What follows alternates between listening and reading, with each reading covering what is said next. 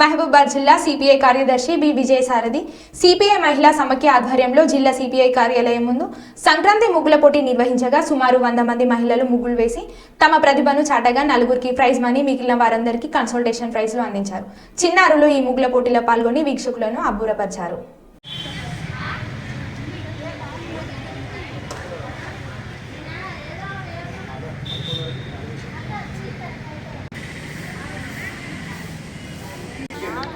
నేతలు, ward councillor గారు ఇట్లా ముగ్గులు పూర్తిగానటువంటి ముగ్గులు మొత్తం మీకు ఇచ్చినటువంటి సమయం పూర్తిగా వస్తుంది. సిపిఐ పార్టీ మహిళా సమైక్య ఆధ్వర్యంలో సంక్రాంతి ముగ్గుల పోటీ నిర్వహిస్తున్న మహిళా సమైక్య నాయకులు ఆ యొక్క బాక్స్ నెంబర్ వీలవుతుంది.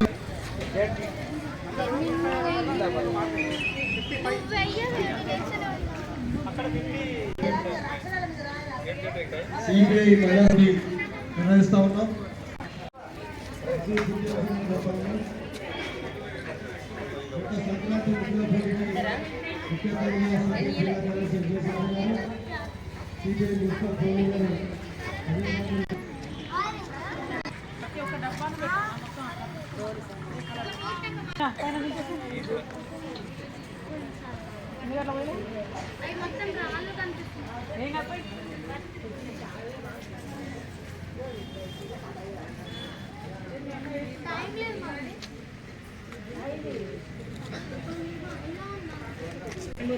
నెంబర్ రాగా మీకు ఇచ్చినటువంటి సమయం మరికొద్ది నిమిషాల్లో పూర్తవుతుంది. ముగ్గులు మొత్తం కూడా పూర్తి చేసి కోరుతా ఉన్నాం. మీ వద్దకు న్యాయ నిర్ణేతలు, వార్డు కౌన్సిల్ గారు పర్యవేక్షణ చేస్తూ ఉన్నారు. ముగ్గులు పూర్తి చేసిగా కోరుతా ఉన్నాం.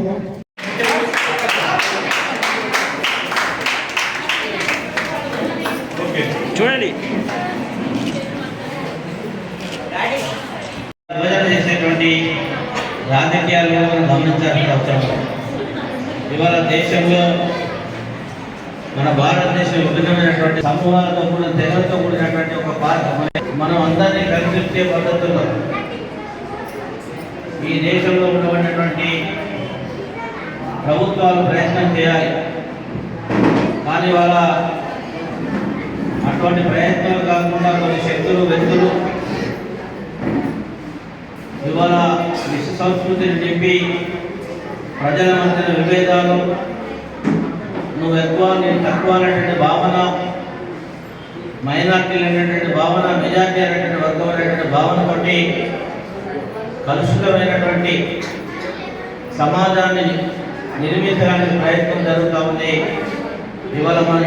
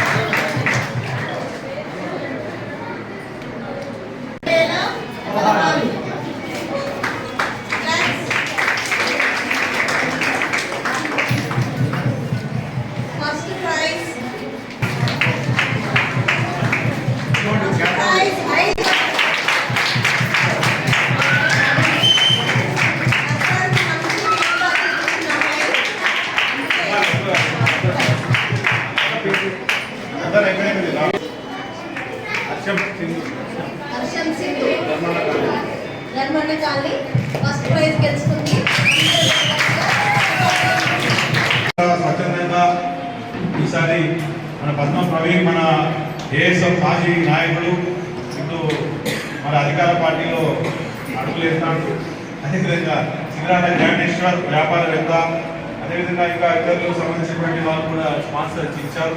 వాళ్ళందరికీ కూడా అభినందనలు. ఎందుకంటే ఏది జరిగినా కూడా స్పోర్ట్స్, కల్చరల్ అండ్ ట్రెడిషనల్ అనేటువంటిది ఇది మన యొక్క జీవన విధానంలో కూడా భాగం కావాలి. అంటే సంస్కృతి, కళలు, క్రీడలు వీటికి ప్రభుత్వము ఎంత చేసినా ఇట్లాంటి ప్రైవేటు వ్యక్తులు లేదా వాళ్ళకున్న దాతృత్వ గుణం, మన ఇద్దరు ఎవరైనా ఇంటికి పోతే దాతృత్వ గుణం బాగుండేది.